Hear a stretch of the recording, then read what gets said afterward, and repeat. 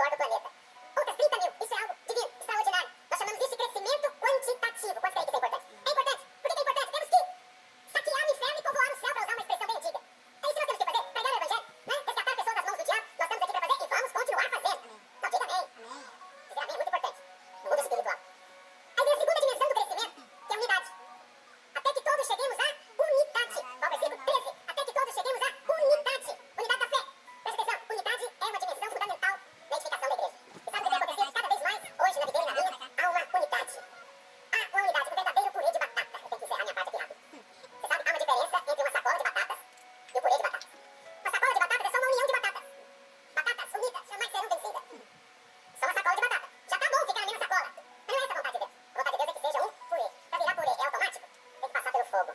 Depois tem que ser quebrantado, amassado e depois ser misturado. Quando querem ter unidade na vida. Oh, você tá sabendo agora que você tá dizendo a mim uma coisa muito séria? Tá dizendo a mim assim, Senhor, manda teu fogo na minha vida. Quebra o meu ego, mas que eu seja um dos meus irmãos. Você conseguiu o seu amém? Aleluia. O Senhor é que tá vendo. Mas tem o último ponto que eu quero chegar, né? Tem o crescimento quantitativo e o crescimento da unidade, que é muito, muito importante. Evitar a unidade é um aspecto que temos que vigiar constantemente. Mas, terceiro nível de crescimento, no verso 12, é o qualitativo. É a qualidade dos crentes que estão fazendo parte de uma comunidade. Os irmãos acreditam que tem igrejas que são mais maduras do que outras? Sim ou não? Tem igrejas que têm mais revelação do que outras? Então podemos também concluir que tem igrejas que têm uma qualidade do ponto de vista divino maior do que outras. Mas a beleza da qualidade é que ela é um crescimento, você vai sendo aperfeiçoado. Mas a grande pergunta que se faz, eu vou te dar uma sugestão de resposta para ela, é a seguinte: como medir qualidade? Como medir qualidade da igreja? Eu vou te dizer, nós medimos a qualidade da igreja pela oferta que essa igreja dá. A qualidade da sua vida cristã é totalmente relacionada à oferta que você dá. Se você é daqueles que dão oferta por obrigação, por medo, ou para tentar manipular Deus, te abençoar, controlar o céu, você é um tipo de crente, tem uma qualidade, ele não é criança. Crianças fazem assim. Adultos que experimentaram o favor e a generosidade divina, eles são generosos também. Eles ofertam verdadeiramente, não para controlar ninguém, mas para abençoar. Então como é que eu sei se você está crescendo na graça? Porque Paulo diz, para crescer na graça do nosso Senhor Jesus Cristo. Pedro diz isso. Como é que eu sei? Que quanto mais graça você recebe, mais generoso você se torna. Se você tem caminhado conosco, tem ouvido a mensagem, e você ainda é avarento, então a qualidade do seu cristianismo é ruim. Ah, pastor, você está atribuindo valor ao dinheiro. Não ao dinheiro. Estou atribuindo valor à sua contribuição. Eu quero dizer que Jesus fica sentado na beira do gasofilaço olhando todo mundo que vai trazer a oferta. E no final ele sabe quanto cada um deu e diz, aquele ali deu mais do que todos os outros. Isso é lugar de ficar sentado, vamos dizer, é muito inconveniente. Imagina eu aqui do lado do servo aqui olhando para você, porque ele está fazendo aquela maquininha de cartão. Eu não faço isso, mas Jesus fez. Acredite em mim, continua fazendo. Sua oferta fala a seu respeito. Eu queria te lembrar de algo. E hoje é um dia para lembrar mesmo. Nós, em unidade, decidimos comprar o terreno aqui. Estávamos em unidade ou não? Nós demos a entrada, foi bom. Mas lembra que tem um parcelamento de 12 meses? Pois é, essa semana está vencendo o primeiro. Quase 400 mil reais. É um bocado de dinheiro. Não vou te iludir. A sua contribuição é fundamental. Mas quem vai usar é você mesmo, pro seu carro. Nem é para salvar vidas. Você estacionar, seu conforto. Mesmo assim precisamos da sua contribuição. Se não tem oportunidade de fazer naquela ocasião, você pode fazer agora. E eu vou te dar mais 11 oportunidades no decorrer do ano. Porque nós vamos chegar até o fim, pode ser isso que eu estou dizendo. E vamos pagar. Você que, de alguma maneira, foi tocado para contribuir, fique de pé onde você está. Se você vai entregar ao Senhor a sua oferta, você pode projetar aqui seu celular mesmo, focá-lo e fazer o Pix, ou você pode fazer pelo cartão, tem muitos servos com maquininha, ou você pode também ofertar em dinheiro, poucas pessoas fazem isso hoje em dia. Pastor, já fiz o meu Pix. Não, fique em pé, é importante que você fique. E, aproveitando o momento, já quero pedir também que os dizimistas venham pra frente. Você que está entregando o seu dízimo, já até o fez pelo Pix, não tem problema. Venha à frente para receber a oração. Venha à frente para ser abençoado, eu faço questão de te abençoar. Aleluia. Então nós estamos juntos. Você que vai ofertar, estenda sua mão direita pro céu. Pai, eu oro nessa hora, que os teus filhos sejam recompensados, porque o Senhor é tão bom. Nós estamos contribuindo para o nosso próprio conforto, para o nosso próprio bem. Mas ao fazermos isso, estamos dando pro Senhor, pro teu corpo. E por causa disso, o Senhor ainda nos abençoa, Pai. Manifesta essa graça incompreensível, sobrenatural na vida dos teus filhos hoje. Nós dizem amém? Em nome de Jesus. Você que está aqui à frente, eu fiz questão de ler esse relatório. Eu não quero ficar publicando ele. É só para você. Tem certas coisas que a gente fica contando. Tem gente que não fica alegre. Tem gente que fica chateado. Mas eu sei que você fica alegre. Por que você fica alegre? Porque nós temos o mesmo coração aqui. Qual a prova que temos o mesmo coração? Estamos contribuindo para a mesma obra, uma mesma visão. E porque temos o mesmo coração, vamos experimentar o mesmo favor, a mesma recompensa, o mesmo galardão. Porque estamos unidos nesse propósito. Seu dízimo tem sido usado. Qual que é a acusação que fazem? Você vai dar um dízimo para encher barriga de pastor? Já ouviram isso? Quem já ouviu isso aqui? Eu quero te dizer, na verdade, eles estão certos. E não é só do pastor, é da mulher dele, dos filhos também, acredite. Todos eles temos que encher a barriga de comida. Mas você tem feito isso para o Senhor. E é do Senhor você vai receber. Em nome de Jesus, eu libero sobre a sua vida hoje. Toda maldição foi removida. Você agora é abençoado. O Senhor abre as comportas do céu. E você vai receber um dilúvio. Bênção sem medida. Eu declaro hoje na sua vida que o devorador está repreendido. E você já é abençoado. Pai, eu oro hoje, porque os teus filhos têm trazido já da bênção que têm recebido. Multiplica cada vez que eles vierem. Que eles vejam o aumento, o avanço, a prosperidade e possam glorificar o teu nome. Nós dizem amém? Deus continue abençoando. Amém. Podem assentar. Vamos passar o Videira News? Olá, irmãos. Está começando mais um Videira News. Videira News. Todas as notícias que você precisa saber agora. No último domingo, 30 de novembro de 2025, aconteceu o lançamento internacional do documentário Radicais Kids 25 anos. Um material que uniu registros do Brasil e das nações, mostrando a trajetória do ministério que hoje alcança mais de 250 mil crianças. Em todos os cultos da Igreja Videira, as crianças conduziram a programação, enquanto testemunhos e relatos históricos lembraram como o Senhor edificou esse legado ao longo de 2 décadas e meia.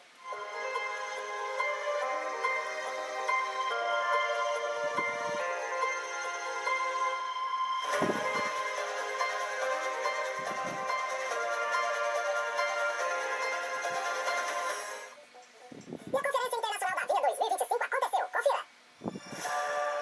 Você já está aqui porque você já começou a ver, querido. Você já teve um vislumbre. Como eu disse, Paulo, às vezes é como um espelho embaçado. Você está vendo, mas cada dia vai ficando mais nítido. Essa é a grande verdade. Cada dia ficando mais claro no seu coração. As verdades do Espírito vão entrando e vão queimando e vão produzindo mudança, transformação, metamorfose. Por quê? Porque você viu. Nós somos mudados pela renovação da mente. E por ser. Se você ver, você vai receber. Qual que é a prova de que eles viram?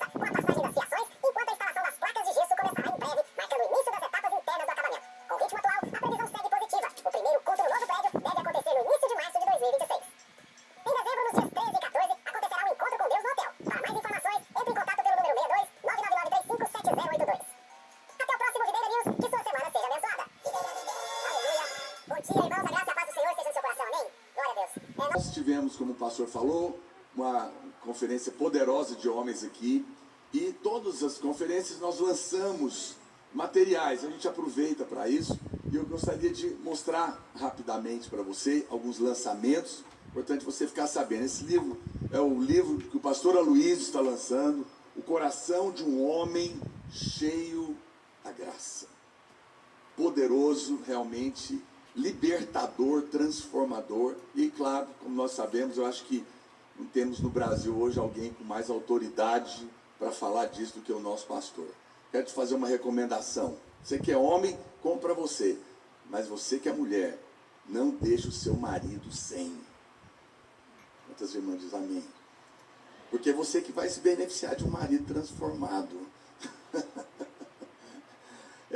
Também, olha aqui, 2 agendas lindas lançadas também pela MS, uma masculina e uma feminina. Essa agenda aqui é para os homens, é verde, e ela tem o tema dos carros. Então, à medida que o mês vai passando, vai melhorando o carro. Fim do ano vai estar com um carrão, né, pastora Márcia? Ferrari 2024. Muito legal mesmo para você que gosta, é importante de usar a agenda. Essa é para as mulheres, tá bom? Ela vem com essa caixa linda também, eu acho um presente de Natal aí, Ano Novo, né? Lindo. E ela tem o tema de sapatos, coleções de sapatos. As mulheres que gostam de sapato, ficou muito linda, muito legal, tá bom? E tem um bloquinho de anotações juntos para você anotar, ficou muito lindo. E também a Inês está lançando uma série de cartõezinhos de fim de ano. Feliz Dia do Salvador. Aqui na Videira a gente não dá Feliz Natal, dá Feliz Dia do Salvador. E nós temos os cartões para isso agora. Então ficou muito legal. Oportunidade para você já se programar aí para as festas. Todo esse material do pastor Aloysio está no stand aqui do lado de fora, que vai estar aberto no final do culto, tá bom? Eu também lancei um livro para homens chamado A Ruptura Masculina. Ele é uma sequência do livro A Jornada. E esse livro, eu queria dar uma dica para você que é homem. Passa ali depois do stand, você vai ler só as frases que estão marcadas. Ele é um livro que está marcado com frases poderosas no livro inteiro. E você vai perceber o quanto é poderoso e vai entender porque muitas áreas estavam patinando na sua vida e vão romper.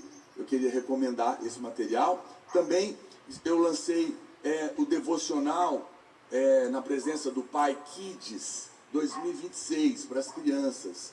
Esse devocional acompanha o adulto, que também foi lançado agora, devocional na presença do Pai 2026. Então é junto aqui. E o último, que era uma necessidade que os irmãos me pediam, que é o tutorial do encontro com Deus, que não tinha mais. Você que chegou vai trabalhar no encontro. Esse é um manual para quem vai servir no encontro com Deus nas chácaras. Está aqui relançado, tá bom? Muito obrigado. Deus abençoe os irmãos. Tem nos estandes aí no final. Aleluia. Hoje vamos continuar o que nós começamos domingo passado. E no domingo passado nós falamos a respeito de Daniel 2, o sonho de Nabucodonosor da estátua. Quantos estavam aqui domingo passado? Então muitos não estavam, mas eu vou fazer uma breve recapitulação para a gente poder avançar desse ponto, porque a profecia bíblica é muito importante. E nós estamos começando do princípio para você ir entendendo à medida em que avançamos. Mas é importante que você preste atenção. Esse é o tipo de reunião que você não pode desviar sua atenção, porque uma coisa que você perde, depois você não consegue te localizar. Amém? Aleluia.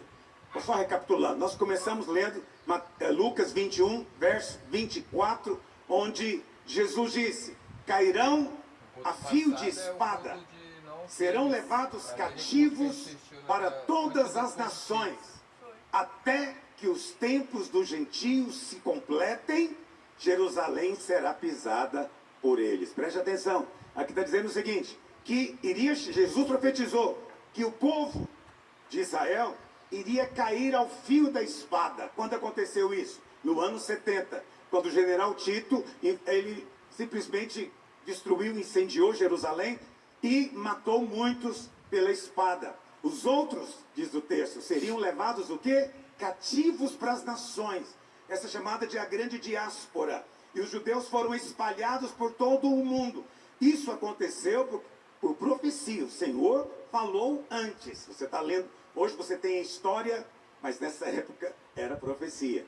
E o Senhor disse algo que é muito, muito importante na profecia bíblica, porque ele é um sinal. Você sabe que existem sinais espirituais da volta do Senhor.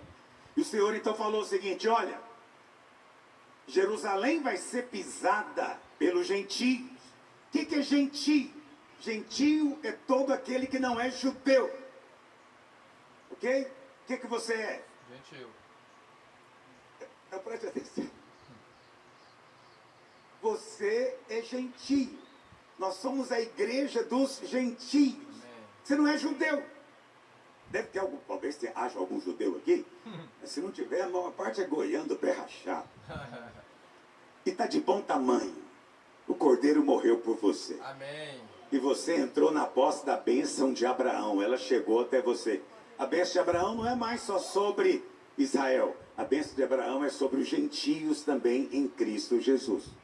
Então, os gentios aqui, então, é todos aqueles que não são judeus. As nações iriam pisar Jerusalém. Muito bem. O que significa pisar? É um termo simbólico. Lá em Josué 1, verso 3, o Senhor diz o que para Josué? Todo lugar que pisar a planta do vosso pé.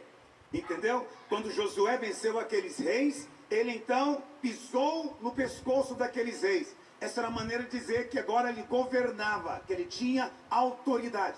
Pisar é ter autoridade. Então preste atenção, vou traduzir para você. Até que o tempo dos gentios se cumpram, eles vão governar Jerusalém. Muito bem. Quando Jerusalém começou a ser governada por gentios? Essa pergunta que nós respondemos aqui semana passada. Jerusalém começou a ser governada por gentios no ano 586.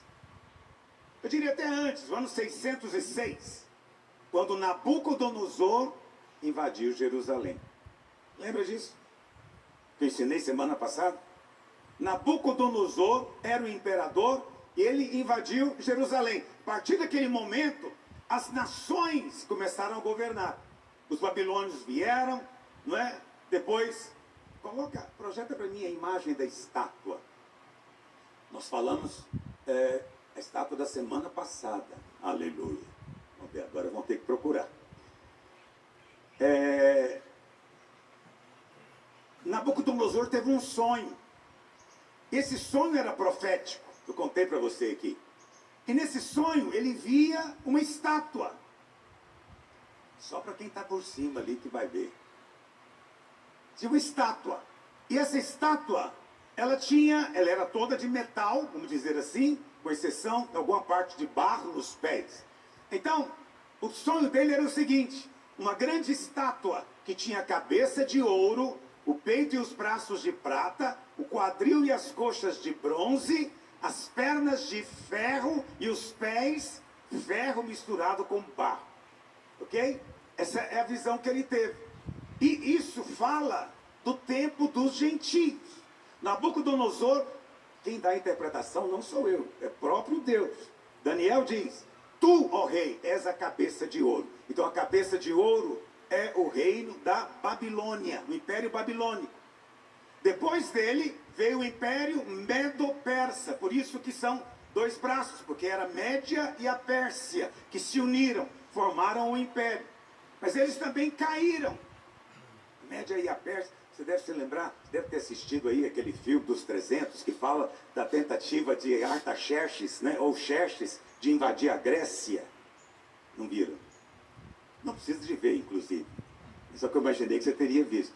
Então eu estou te contando que é esse cara mesmo. Artaxerxes, esse cara é muito importante na profecia bíblica. Eu vou te contar agora mesmo por quê. Então, terceiro império, depois do Império Medo-Persa caiu, veio o terceiro império, o Império Grego ou Macedônico, que já é de bronze. Observa que os metais vão caindo de valor, mas vão aumentando em força. Entende? Porque é isso que acontece com os reinos deste mundo. Começa glorioso e vai se corrompendo e decaindo em valor, ok? E agora, observe que todos eles conquistaram Jerusalém. O Império Babilônico foi o primeiro, depois o Império Medo-Persa, através de Ciro, Dario, Xerxes, provavelmente era Ciro, eles permitiram aos judeus não só voltarem, mas reedificarem o templo, a cidade e os muros. Por que eles permitiram? Porque quem permite é quem manda. Eles é que tinham a autoridade. Por isso deram a permissão. Mas Deus não tirou o governo, era gentio. Depois, e nessa época inclusive, você vai ler os livros de Neemias, de Esdras, né, de Esther, tudo na época desses reis medo-persas. Na época dos macedônios, os macedônios, você deve se lembrar do tal do Alexandre o Grande. Quem já ouviu falar dele aqui? Então, Alexandre o Grande, ele foi o cara que estabeleceu esse império. E foi muito rápido. Em 12 anos ele conquistou todo mundo conhecido. É um feito inédito, né? Nunca mais vai se repetir. 12 anos conquistou tudo. Mas só que ele morreu muito cedo. Morreu com 33 anos. E quem governou, na verdade, depois dele, foram seus 4 generais. Seleuco, Ptolomeu, Antípata. Qual que é o quarto? Não. Daqui a pouco eu lembro. Esse eu não sei saber. Preste atenção. Os 4 generais, vou te mostrar agora mesmo, eles é que vão dominar. Um deles vai ficar famoso, que é o Antíoco Epifânio, que é descendente de um desses generais, que ele vai governar Jerusalém e ele profanou o templo, sacrificando um porco no templo. Okay? Então, esse cara é um tipo de fato do anticristo. Depois dos gregos vieram os romanos. Nos dias de Jesus, quem governava Jerusalém eram os romanos. E Jesus não disse, não proibiu eles de entregar o imposto para César. Por quê? Porque Deus deu o governo da cidade. Ela estava sendo ainda pisada por gentios. No ano 70, Jerusalém foi destruída. Mas depois ela é reconstruída. Ela é reconstruída mais ou menos 100 anos depois. Só para efeito de curiosidade. Os romanos, eles eram, como é que eu vou dizer, indignados com a obsessividade dos judeus. Os judeus não se curvavam, não se dobravam, não adoravam César, né? Era um povo obstinado, e eles queriam, porque queriam estar na cidade, porque era a cidade que o Messias viria, etc. Então, os romanos tiveram uma ideia, vamos desconectar o povo da cidade. Ele reconstruiu a cidade e colocou um outro nome, chamado Aélia Capitolina. E Jerusalém mudou de nome. Por quê? Porque quem está no governo manda. E em todos os livros, os romanos mudaram também. A terra que era antes chamada Judéia passou a ser uma terra dos filisteus. Filistins. Só que Filistins, em latim, escreve com PH. E aí o brasileiro lê, ou as outras línguas leem, como palestins, ou palestinos.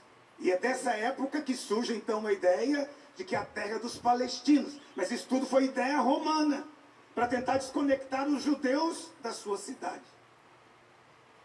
Lá no século VII aparece um outro povo, um outro império, que são os muçulmanos, e eles vão conquistar Jerusalém. Vai ter o tempo das cruzadas, o século XI, em que reis europeus vão tentar libertar Jerusalém, mas não conseguem. Ela continua debaixo de governo muçulmano. Depois vem um outro império, chamado Turco-Otomano. Esse império, lá pelo ano 1450, ele conquista Bizâncio. Ele conquista Constantinopla e muda o nome para Istambul. E começa um novo reino, né? Reino turco-otomano. Esse rei também vai governar em Jerusalém. É gentio. Esse reino vai de 1450 até 1518. Em 1518, mais precisamente 1517, o que acontece? Eles entraram para a guerra, na Primeira Guerra Mundial, entraram no lado errado, perderam. E os vencedores, né, os aliados, então impuseram uma pena muito dura ao Império Turco Otomano. E eles perderam a maior parte do seu território. E foi distribuído para ingleses e franceses. E o que acontece? Em 1917, o general Allenby, general inglês, ele entra em Jerusalém. Toma dos turcos, mas ele não era judeu, continuava sendo gentio. Mas só que ele fez um convite para os judeus do mundo inteiro voltarem para a sua cidade. Os ingleses abriram isso. E o que acontece? Não voltaram. Se tivessem voltado, olha quantas vidas teriam sido poupadas. Por quê? Porque durante a Segunda Guerra Mundial houve o Holocausto.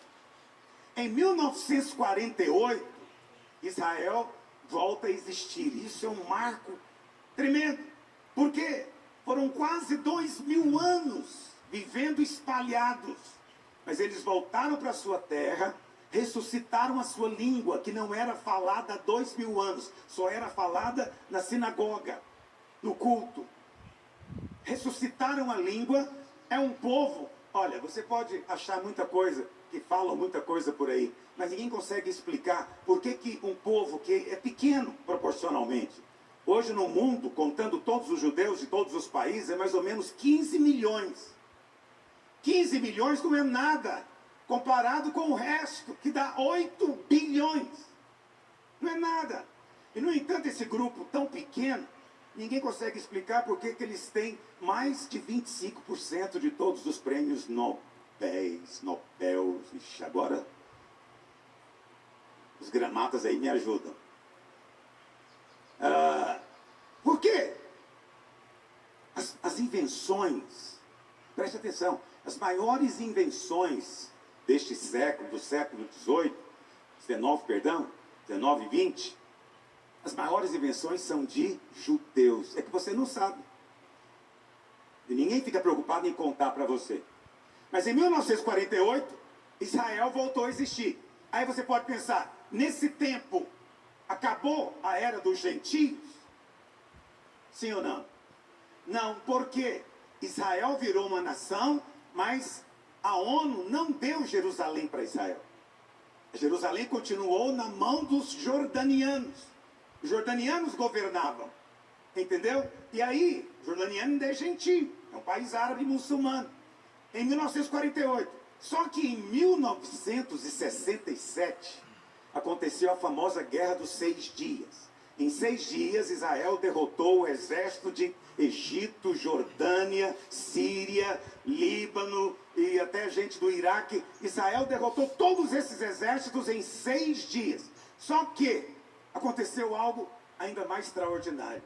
Eles reconquistaram Jerusalém. E Jerusalém já não é mais pisada por gentios. Ela voltou a ser governada por judeus. Você está entendendo a gravidade do que eu estou falando? É muito sério. Põe de novo a profecia de Jesus, Lucas 21, 24. O que ele está dizendo? Existe um tempo. Deus é um Deus de tempos, épocas, datas. Está me ouvindo? Deus é um Deus que valoriza isso. E ele está dizendo, existe um tempo dos gentios. Deus tem um tempo para os gentios. Esse tempo vai encerrar. Ele vai encerrar. Qual que é o sinal que o Senhor nos dá de que esse tempo acabou? Jerusalém. Quando ela voltar a ser governada por judeus, acabou o tempo dos gentios. Então já acabou o tempo dos gentios hoje? Essa é uma pergunta importante. Sim e não.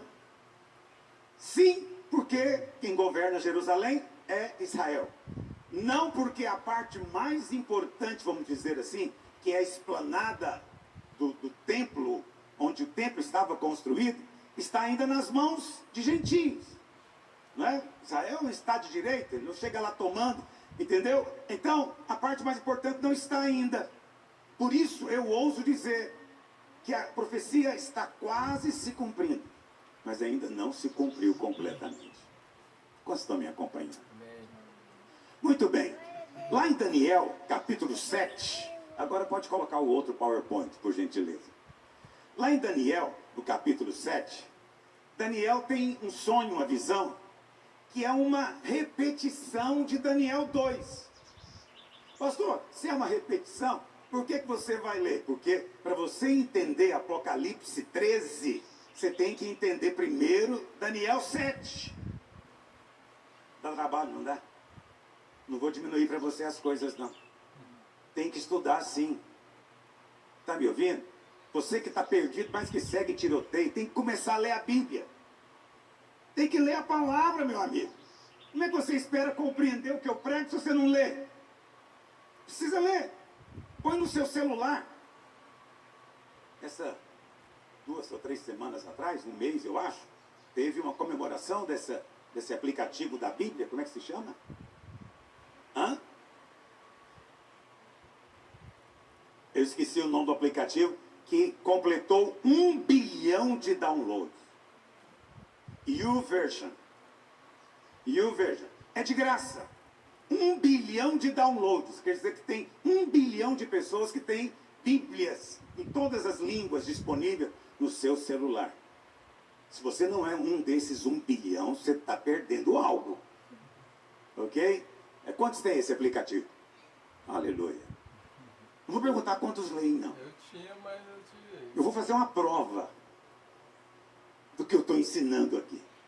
Você sabe, lá em Israel, todo dia no final do dia, tinha uma prova. Tinha as questões do que foi ensinado durante o dia. Aí você fala, é por isso que eu não vou a Israel. Mas quando você vai lá, você entende essas profecias do palco. Mas em Daniel 7, Daniel tem uma visão. Vamos ler? No primeiro ano de Belsazar, rei da Babilônia, Daniel teve um sonho e visões ante os seus olhos, quando estava na sua cama. E ele escreveu logo o sonho, relatou o resumo de todas as coisas. Falou Daniel e disse, eu estava olhando durante a minha visão da noite, e eis que os 4 ventos do céu agitavam o grande mar. Eu não tenho tempo de te provar as coisas, porque o nosso tempo é curto, mas eu vou te dizer. O que são os ventos? Os 4 ventos são os 4 cavaleiros do Apocalipse. São seres espirituais. Vento representa sempre algo espiritual. Existem ventos soprando. E eles sopram aonde? No grande mar. O que o mar simboliza profeticamente na Bíblia? As nações. Está me ouvindo? Então lá em Apocalipse 13, quando fala de uma besta que emergiu do mar, está se referindo a Daniel 7. Daniel 13, 1. Nós vamos ler agora mesmo. Está se referindo aqui. Ok? E emerge do mar, um mar tumultuado, porque esses cavaleiros, não é? Você sabe, o engano, a guerra, a morte, as pragas, esses cavaleiros agindo, produz uma agitação enorme nas nações, e os reinos vão se sucedendo.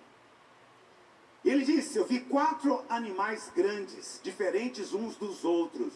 Eu pedi para a inteligência artificial fazer essa imagem. Eu achei que ficou muito bonito. Aquele leopardo com 4 cabeças está errado. O que ele faltou ali? 4 asas.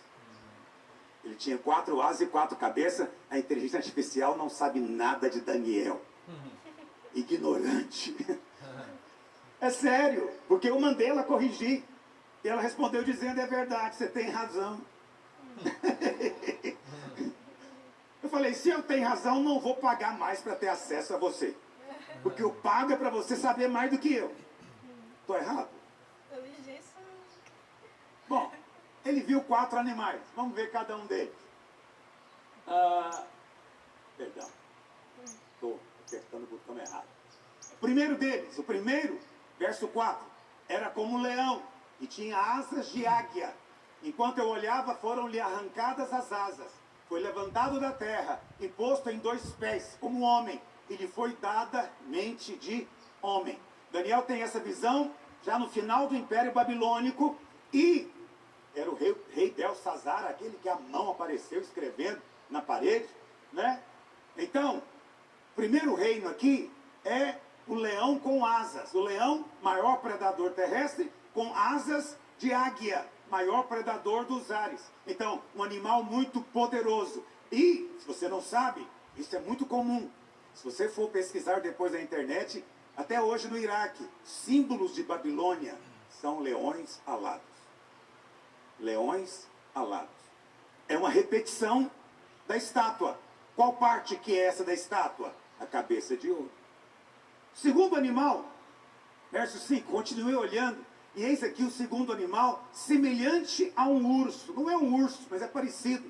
E ele se levantou de um dos seus lados. Na boca, entre os dentes, trazia 3 costelas. E lhe diziam, levanta-te, devora muita carne. Esse império, qual que é o império que vem depois? Medo-Persa. Representado por esse urso. E por que a Bíblia diz, levanta e devora muita carne? Para mostrar a crueldade que era desse pessoal. Ele tem 3 costelas na boca porque são as 3 maiores conquistas do império, que foi Egito, Babilônia e Líbia. Então, eram as 3 costelas. Esse é o segundo animal, que é o peito e o braço da estátua. Terceiro animal. Aleluia. Não está funcionando. Passou. Apareceu a asa.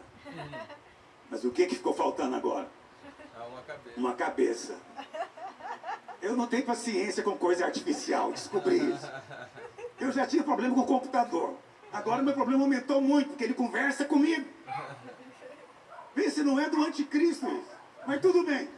Faz de conta que tem uma cabeça que não dá para ver. Está do outro lado. Concorda comigo? Aleluia. Você não vai esquecer. Eu quero falar de 4 cabeças, só aparece 3, uma você vai imaginar. Esse leopardo, o leopardo é um animal muito, muito veloz. Mas ele não é só veloz, ele tem 4 asas. Isso torna ele muito mais veloz. Então, por que está falando disso? Porque Alexandre o Grande conquistou de maneira veloz. 12 anos. Conquistou tudo que era para ser conquistado. Não tinha mais nada para ele conquistar. Não é? E por isso é chamado de leopardo, com 4 asas. Por que 4 cabeças? Porque, aleluia, eu quase acertei o nome dos 4 generais. Olha aqui, por que 4 cabeças? Porque ele mesmo, Alexandre o Grande, não governou muito tempo. Quem vai depois governar esse império por 200 anos são os descendentes desses 4 generais que dividiram o mundo entre si. Os 4 generais, agora eu posso falar, era Ptolomeu, Lisímaco, Seleuco e Cassandro. Aleluia. Mas é só curiosidade. Por isso eram 4 cabeças. E depois veio outro animal. Depois disto, depois disto eu continuava olhando nas visões da noite, e eis aqui o 4º animal, terrível, espantoso, sobremodo forte, o qual tinha grandes dentes de ferro. Ele devorava e fazia em pedaços, e pisava aos pés o que sobejava. Era diferente de todos os animais que apareceram antes dele, e tinha 10 chifres. Qual parte da estátua que é essa? O Império Romano, as pernas de ferro. E por que o texto diz que esse animal aqui é uma fera indescritível? Por que a coisa vai ficando cada vez mais feia, mais desagradável? Assim são as coisas do mundo. Por que Deus dá essa revelação 2 vezes no livro de Daniel? Para você prestar atenção. Segundo motivo, para te contar 2 perspectivas distintas. O sonho de Nabucodonosor é a perspectiva de um homem que estava vendo algo e achando lindo, maravilhoso, uma coisa extraordinária. Então ele vê a estátua e esses metais preciosos. É a perspectiva humana. Mas a perspectiva divina é que esses impérios são feras indescritíveis, criaturas horríveis. E chega-se ao ponto, na última, que nem se consegue descrever. Só diz que ele era muito forte. O Império Romano era muito poderoso, invencível. Tinha dentes de ferro, dentes de ferro. Quem pode escapar dele? Devorava tudo e fazia tudo em pedaços e pisava aos pés o que sobrava. Era diferente de todos os outros e tinha 10 chifres. Eu não quis contar se ele acertou os 10, mas eu suponho que sim. Essa é a imaginação lá do computador. Mas eu gostei, eu achei que deve ser algo parecido com isso. Isso aqui é Império Romano. Por que 10 chifres? Porque a estátua tinha quantos dedos? 10. Os 10 dedos da estátua, dos pés, são os 10 chifres. Preste atenção. O Império Romano, na profecia bíblica, ele vai ter 2 momentos. O primeiro momento é aqui da perna, da canela de ferro.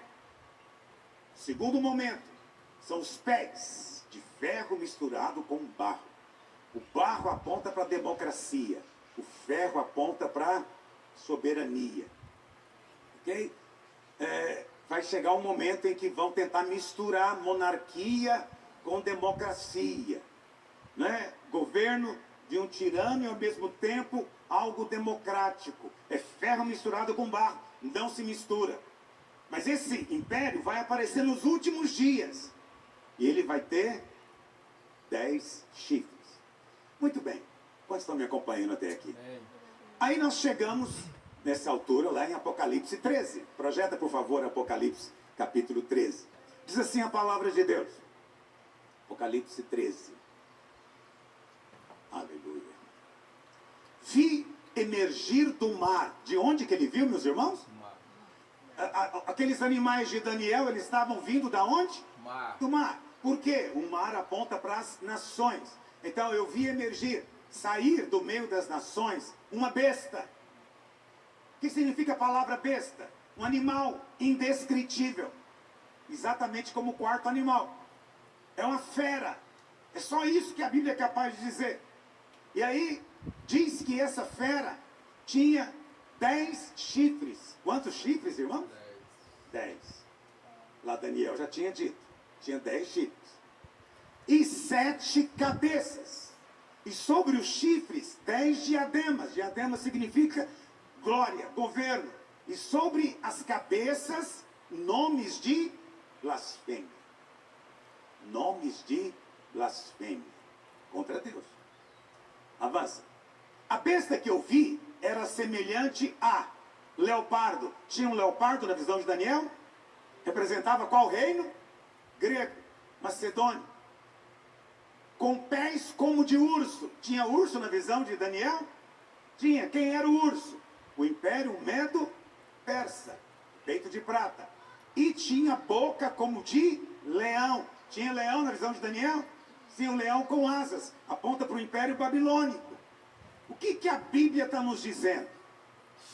Que o governo dos gentios começou lá atrás. Por isso essa besta, ela é o resumo, o resultado de todos aqueles animais, todos aqueles reinos. Começou 2.500 anos atrás.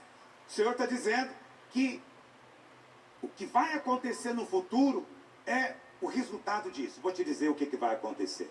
O diabo está tentando ter um governo mundial desde Nabucodonosor. Na verdade, ele conseguiu por um tempo com Nimrod, mas só tinha uma língua na terra. Então só tinha um povo, mas Deus veio e confundiu as línguas. Depois disso, ninguém mais. Só Nabucodonosor, o primeiro. O diabo quer o quê? Ter o governo, o domínio. Nabucodonosor cai. Ele tenta agora com um outro povo, mais cruel, os medo-persas. Depois vem com Alexandre, o cara extraordinário. Vamos fazer através dele. Depois os romanos, é poderoso, ninguém vai derrotar. O alvo é sempre o governo mundial. Preste atenção, essa é uma expressão que às vezes a gente fala, ela já caiu no lugar comum, e as pessoas na internet falam coisas sobre isso, e vai perdendo a importância. Mas acredite em mim, o mundo está sendo preparado para esse governo. Essa besta, assim como eram os animais de Daniel, essa também vai ser um reino, um império, que vai ser o império do Anticristo. Lá em Daniel diz que na fera apareceu um pequeno chifre. E esse pequeno chifre falava.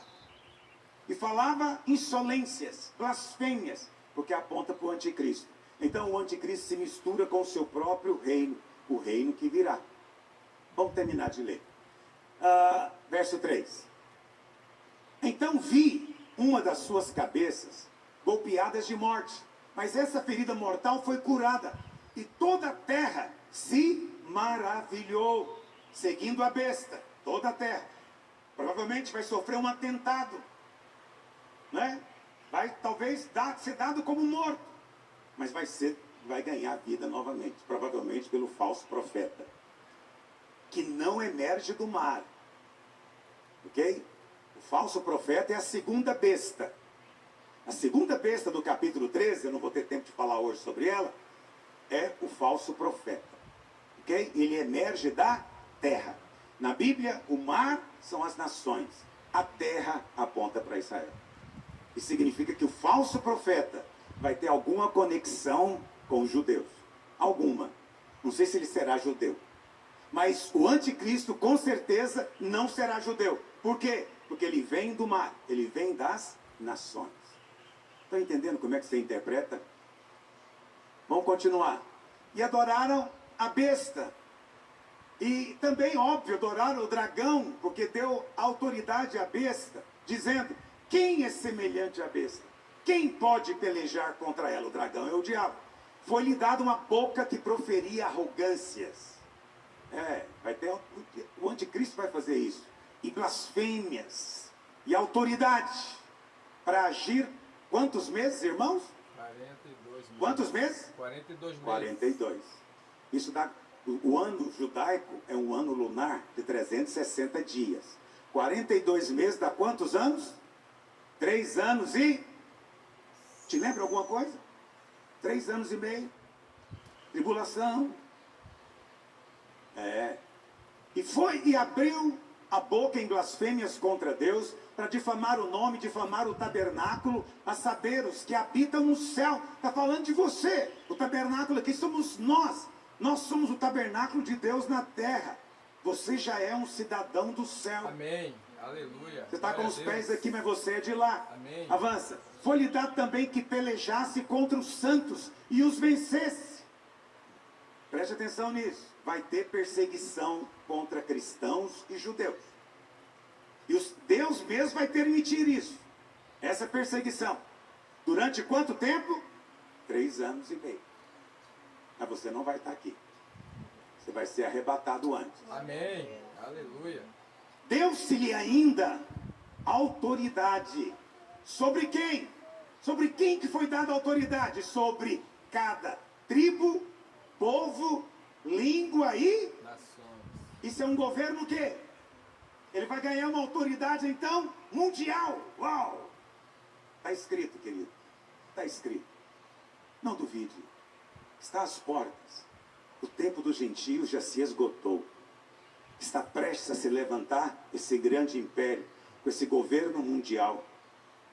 E esse chifre que fala blasfêmias, não é?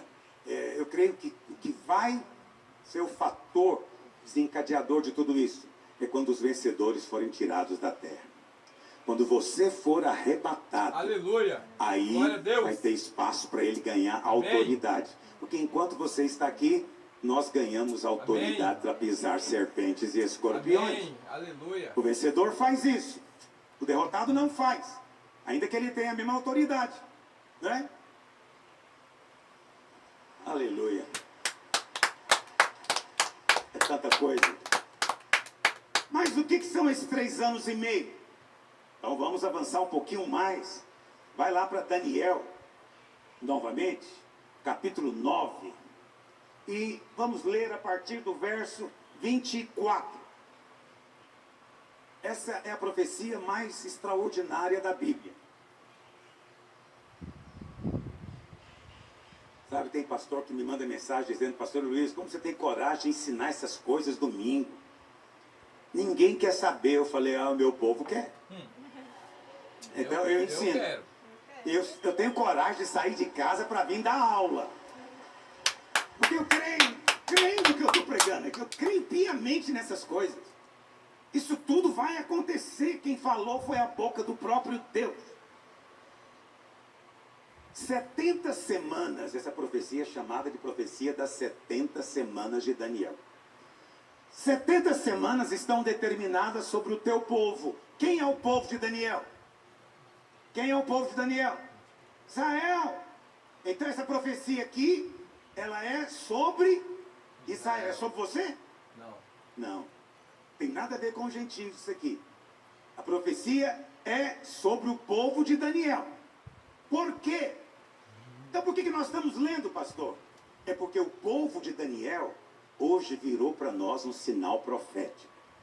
Quando você olha para Israel, que ressurgiu como a fênix que levanta da cinza, quando você vê uma nação sendo formada, né? Ezequiel diz, onde se ouviu falar de tal coisa, que num dia uma nação fosse formada? Pois tudo isso tem acontecido já diante dos nossos olhos.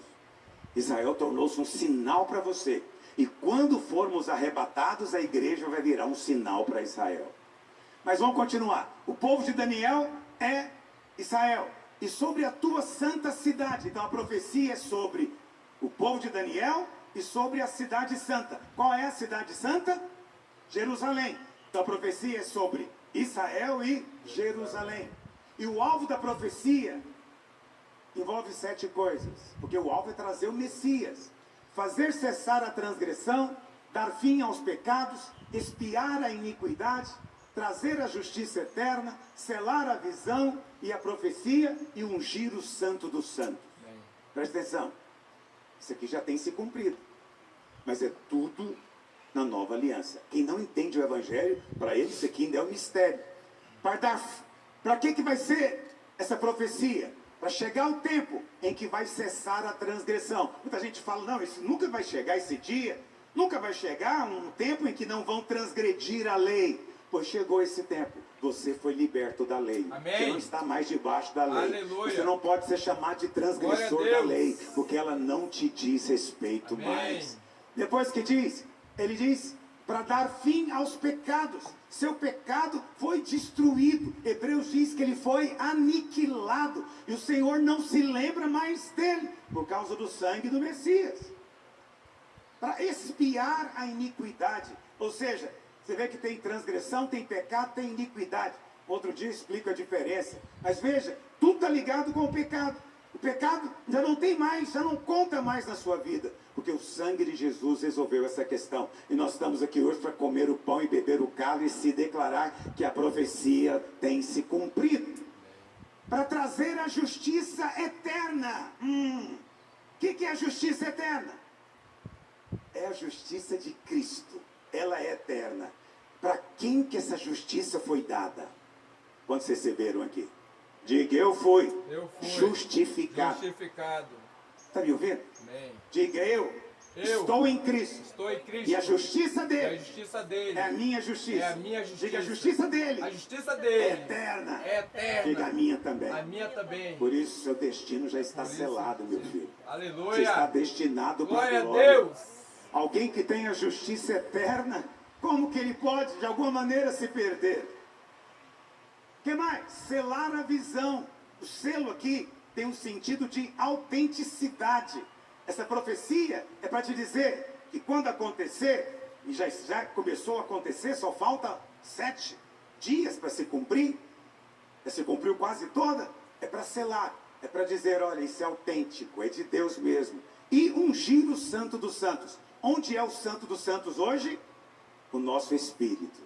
O que é a unção? É o Espírito Santo que desceu do céu. Quando é que o Espírito Santo desceu do céu? No Pentecoste. E onde é que ele habita agora? No Santo dos Santos, que é o seu Espírito. Aleluia. Isso aqui já é uma pregação, deveria ser só um domingo à parte. Vamos continuar. Sabe e entende. Agora ele vai falar. Essas semanas não são de dias, viu, querido? São de anos. E são 70. 70 semanas de anos. Quantos anos que vai dar? 490. Só que a profecia diz que isso está dividido em períodos. Então, sabe e entende, desde a saída da ordem para restaurar e edificar Jerusalém, até o ungido, a palavra ungido aqui no original, você pode checar aí na sua Bíblia, é Messias. Messias significa o ungido. Cristo é, na verdade, em hebraico, Messias. Então você poderia colocar no lugar de o ungido, colocar Cristo.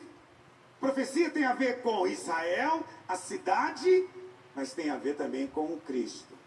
Aí está dizendo então, da ordem para restaurar a cidade, até Cristo, até o ungido, o príncipe, 7 semanas e 62 semanas. Ou seja, é uma profecia tão precisa que ela está contando quantos anos vai acontecer. Não são anos solares, são anos lunares. Essa ordem foi dada por Artaxerxes. Lá, eu não vou fazer conta com você. Lá pelo ano 460, por ali, 57. E somando, há muitas maneiras de somar, mas somando, vai cumprir exatamente no dia que Jesus entrou no Rio Jordão para ser batizado e o céu proclamou: este é o meu filho. Aquele dia ele foi constituído diante de todos Messias, o Cordeiro. Por isso a justiça tinha que ser cumprida, porque o Cordeiro agora vai ser imolado. Aleluia! Como Deus é bom! Olha como Ele nos conta as coisas. Mas o texto diz, primeiro, vai acontecer 7 semanas. 7 semanas dá quantos anos? 49 anos. Então, primeiro 7 semanas. Esses 7 semanas é da reconstrução da cidade. Reconstrução de Jerusalém que tinha sido destruída por Nabucodonosor. Ok? E depois dessas 7, ainda virão, diz a profecia, 62. Então, somando as 62 com 7, vão dar quantas semanas? 69. Então, está faltando uma. São 69 semanas. A profecia exata da ordem até o Messias são 69 semanas. Mas está faltando uma. E o texto diz que as praças e as circunvalações, né, as vizinhanças, se reedificarão, mas em tempos angustiosos. Verso 26. Depois das 62 semanas, será morto o... Mas você pode colocar a palavra Cristo aí, para você não perder de mente. Depois dessas 62 semanas, será morto o Cristo. Por isso que aquelas 7 coisas têm que acontecer. E ele já não estará. E o povo de um príncipe que há de vir destruirá a cidade e o santuário. Que povo é esse? Os romanos. Que príncipe é esse? Tito, o general que depois virou imperador. Ele vem e destrói. E o seu fim será no dilúvio. E até ao fim haverá guerra, desolações são determinadas. Verso 27. Aí você vê que muda de assunto repentinamente. Você sabe que está faltando uma semana. É semana de anos. Está faltando 7 anos. Mas aí ele diz, já estou encerrando, os irmãos estão cansados? Ele fará firme aliança com muitos. Esse ele, o texto não entra em detalhes. Mas eu vou te contar, é o pequeno chifre que fala insolências. Entendeu? É aquele que as nações vão adorar, a besta. Ele vai fazer aliança com Israel por quantos anos? Aliança de quantos anos? Uma semana, que está faltando. Aqui está faltando. Então, quando começa essa última semana? Por isso que os crentes são tão preocupados. Né? Todas as vezes que a gente vê Israel fazendo um tratado de paz com alguém, chove de mensagens. Pastor, será que já é ele que chegou? Será que agora é 7 anos? Eu creio que ainda não, porque eu estou aqui ainda. Eu creio que ainda não chegou exatamente aquele momento, mas vai chegar. Vai chegar o dia em que a besta vai fazer uma aliança com Israel. Eu acredito que a aliança é para permitir aos judeus reconstruírem o seu templo. Isso significa que a besta vai ter muita autoridade sobre os muçulmanos, para eles permitirem uma coisa dessa. Entendeu? Eu creio. Não está escrito, tá bom? É só a minha chutologia. Mas sabe, eu nunca chuto assim. Eu tenho bases para te dizer. Muito bem. Uma semana é aliança. Na metade da semana, muito bem, quantos anos que dá isso? 3 anos e meio. São anos lunares. Quantos meses que vai dar? 42 meses. Lá em Apocalipse 13, foi dada a autoridade à besta por quantos meses? 42. Olha aí, está tudo aqui. Não dá para você ler Apocalipse sem entender Daniel. Eu estou te ajudando a entender, estou te dando chaves aqui hoje. Espero despertar o seu interesse por esse assunto. Porque é muito, muito importante. no meio da semana fará cessar o sacrifício e a oferta de manjares. Onde? Hoje não tem sacrifício, porque judeu não pode sacrificar fora do templo. Então, na primeira parte da semana, eles vão reconstruir o templo. Provavelmente, no momento em que eles vão inaugurar o templo, o anticristo fala, espera aí, eu é que sou Deus. Né? E vai colocar a sua estátua lá dentro para ser adorada. Está no capítulo 13 também de Apocalipse. Vai colocar a sua estátua. A Bíblia fala que isso aí são as asas das abominações. O assolador é o anticristo, até que a destruição determinada se derrame sobre ele. Muito bem, aqui você está entendendo que a última semana, ela tem um parêntese enorme. Quando o Messias morre, o que acontece? Para a contagem. Para a contagem. Deus, agora é o tempo da igreja. Mas vai acontecer, tem 7 anos para se cumprir ainda. E vai começar quando? Quando é que começa esses 7 anos? É com o arrebatamento da igreja? Sim ou não? Quando é que começa?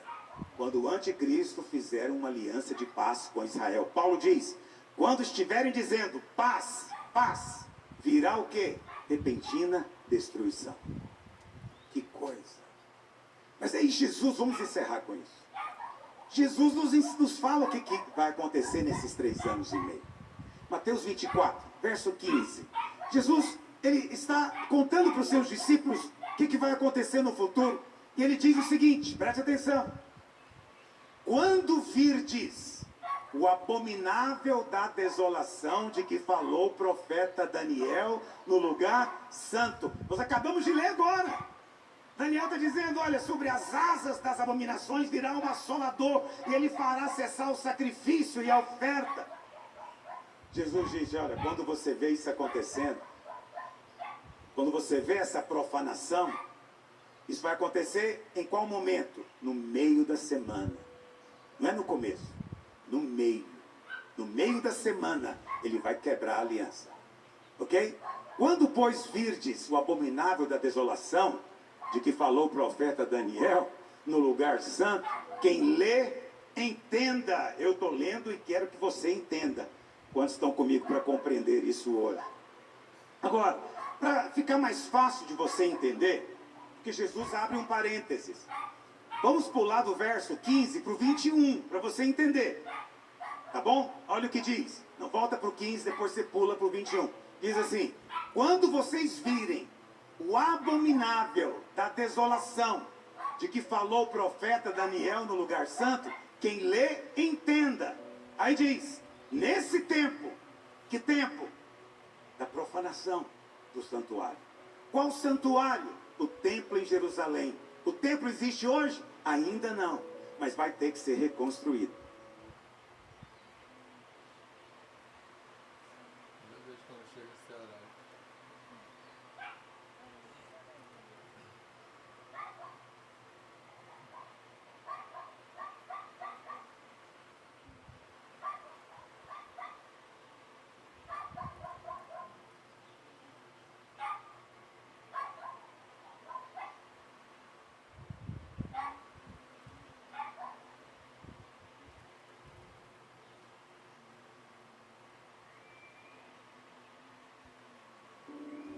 Está me entendendo? Vai chegar o dia da ira. Não caia na ilusão de alguns pregadores da graça que diz que não existe a ira. Existe. Não caia na ilusão de alguns de pensarem que é universal, todo mundo já está salvo. Não está. Precisa crer com a boca, reconhecer que Ele é o Senhor Supremo. O dia da ira virá. O dia da graça é bom, querido. O dia da graça é bom. Você vive um tempo muito bom. As pessoas falam atrocidades, blasfêmias, falam coisas terríveis. Não acontece nada com elas. Nada. Até você que é crente fica indignado. Fala, Deus, por quê? Dá um raio na cabeça desse cidadão. Mas não tem, porque é um tempo de graça, paciência, paciência. Mas preste atenção, vai chegar o tempo da ira. Mas eu louvo a Deus, porque o tempo da paciência já tem 2000 anos. Quantos anos, irmãos? Mais de 2000. Quase 2000, porque vai inteirar 2000, na verdade, em 2030. Se você considerar a ressurreição de Cristo. 2030, existe uma agenda com esse número. Depois pesquisa na internet para você ver. Preste atenção. Nesse tempo vai ter essa grande tribulação. E ela vai começar quando? No meio da semana, né? Quando for profanado o templo. E vai durar quanto tempo? Metade da semana. 3 anos e meio. Por quê? A ira do Senhor é por um momento, mas a sua graça é para toda a vida. Aleluia. Glória a Deus. Nós estamos debaixo dessa graça. Amém. Mas para aqueles que não creem, virá o dia da ira. Ela tem que vir. Por quê? Porque a obra de Cristo tem que ser vindicada. O sacrifício foi muito grande para que as pessoas desprezem e blasfemem contra ele. O tempo dos gentios acabou, querido. O Senhor Jesus está às portas. O nosso coração tem que ser como de uma noiva apaixonada com vontade de casar. É clamar por Ele: venha o teu reino, venha o teu reino, venha o teu governo, ó príncipe da paz, ó bondade eterna, ó amor indescritível, desce do céu, rasguem-se os céus, que os céus se abram, e as miríades e miríades de anjos sejam vistas, e o exército do Senhor seja trazido, e o seu reino estabelecido na terra. Que o seu coração seja cheio de fé e esperança. Porque o que Daniel falou na época dele era profecia. Mas quase tudo já é história. Quase tudo já passou. Tem pouco. Hoje, quando nós lemos dos impérios, você sabe, só história. Só faltam os pés da estátua para se cumprir. Mais nada. Agora, vê que profecia extraordinária. Daniel viveu 500 anos antes de Cristo. 500 anos antes de Cristo. Alexandre o Grande só ia nascer 300 anos depois. E foi profetizado. No capítulo 9 tem uma terceira profecia, né? Falando do carneiro com 2 chifres e do bode com um unicórnio. Mas eu não vou falar disso hoje para você. Aí vai complicar muito a sua cabeça. Eu quero simplificar. Mas quero que nós participemos da mesa do Senhor com entendimento. Fique em pé onde você está. Pega os elementos. Pega o pão. Pega o cálice. Eu queria ler de novo com você o verso 24 de Daniel 9. Daniel 9, 24.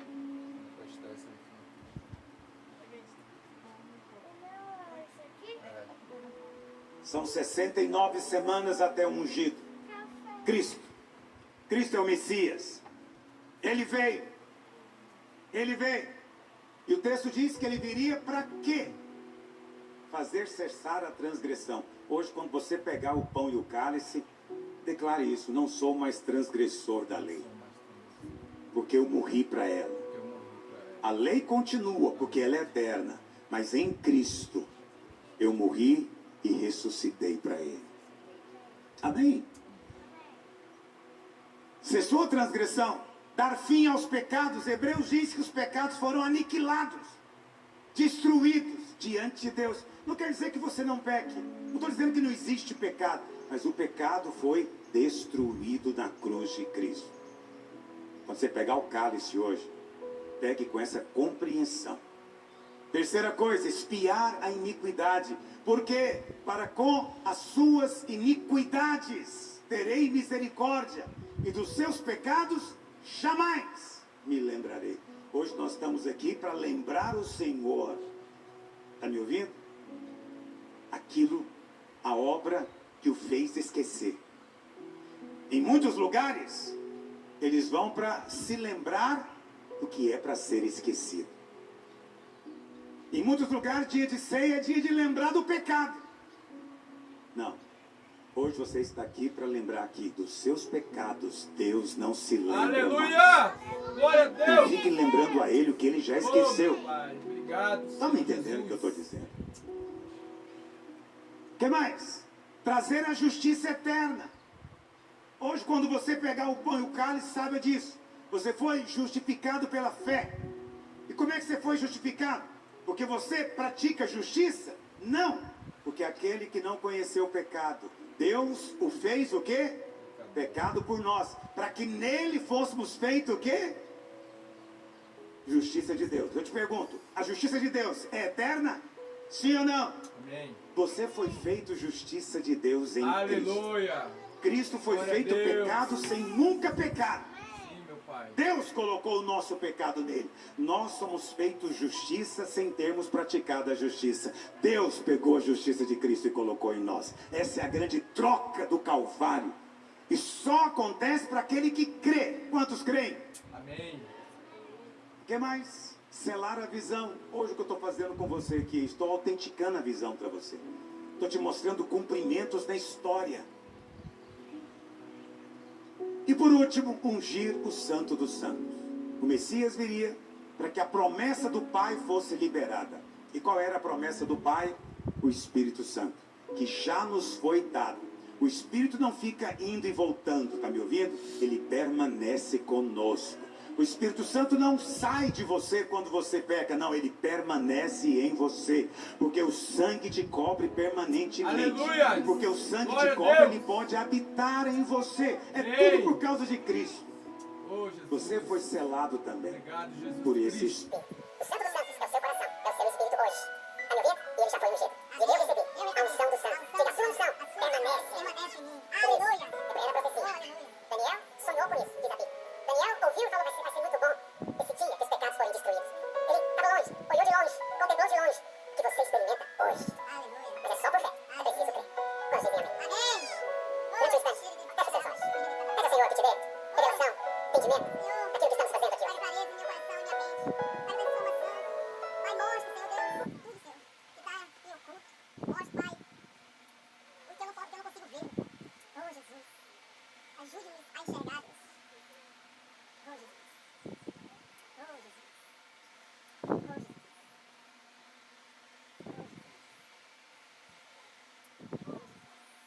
Aleluia. Oh, meu Pai, ajude-me, Senhor, a fazer a sua vontade. Nos revela nos nossos corações, Senhor. Não permite que nós percamos no meio do caminho. Não permita, Senhor, que nossos pés se desviem. Mas que misericórdia, arrependido da obra do mal. Arrependido.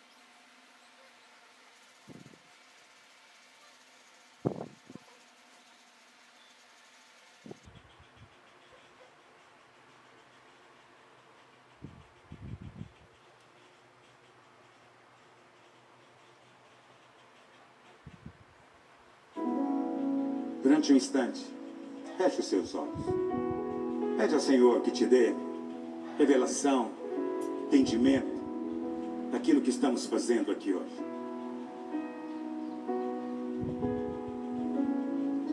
Oh, Deus, maravilhoso, Pai.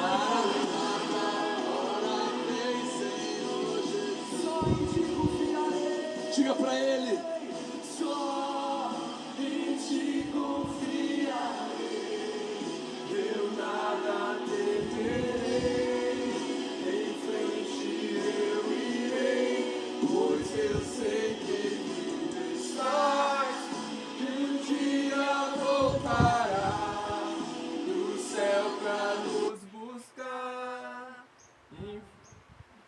Oh, Jesus. Aleluia. Pela misericórdia. Pela misericórdia.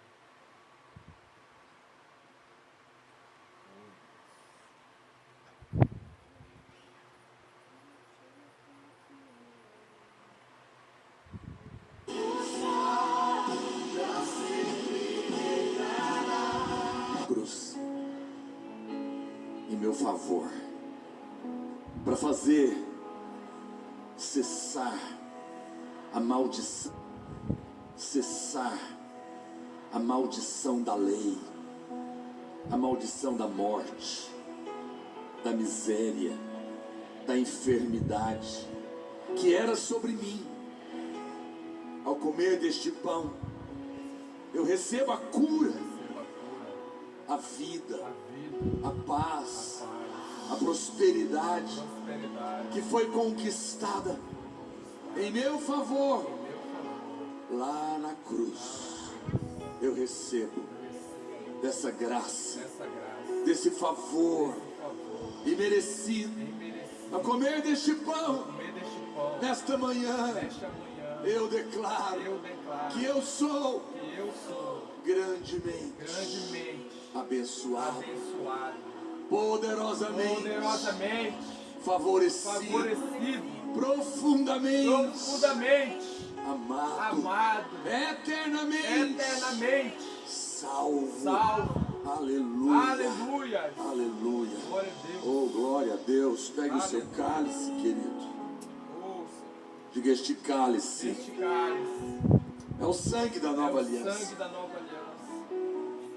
Os meus pecados Meus pecados foram foram pagos pagos por Ele por Ele para sempre. para sempre. A A iniquidade iniquidade foi foi cessada cessada na minha na vida. minha vida.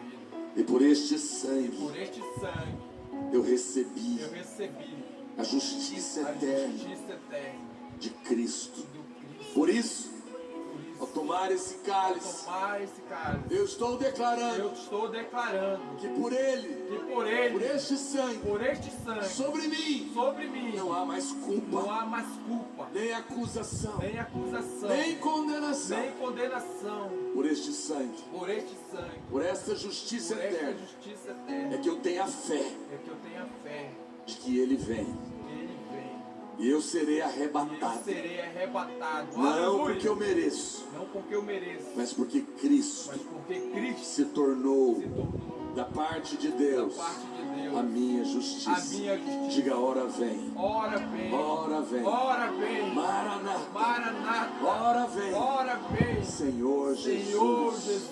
Aleluia. Aleluia. Ô irmão, toma do pão, Oh, toma do cálice. Se você quiser fazer isso com alguém perto de você, fala para ele vem nos buscar. Não tenha medo. Seu sangue está sobre nós. Somos livres do pecado. Somos filhos da aliança. aleluia. Alegre o seu coração, Glória a porque o que o Senhor Deus. tem preparado para você, olhos nunca viram, nem jamais penetrou do coração dos homens. Amém? Nós vamos encerrar nossa reunião. Os irmãos que quiserem, passa lá no estande do pastor Aloysio. E também eu vou estar aqui no hall agora. Se você quer um autógrafo dos nossos livros do lançamento, eu vou estar aqui no hall agora, tá bom? Não vai embora sem dar um abraço, pelo menos 3 ou 4 irmãos, e abençoar a vida dele.